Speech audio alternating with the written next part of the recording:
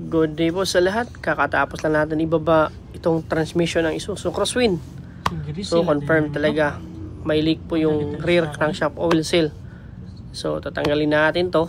So kita ko muna itong sign ng leak ng engine oil papunta sa ibaba.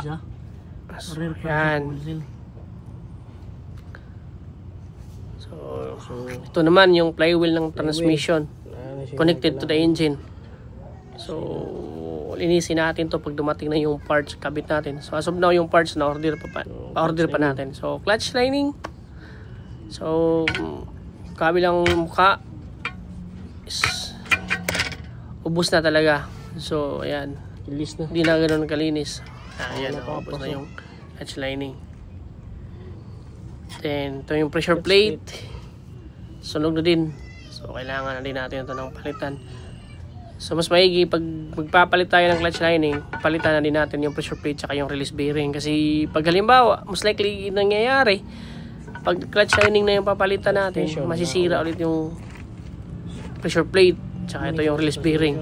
So kailangan natin palitan.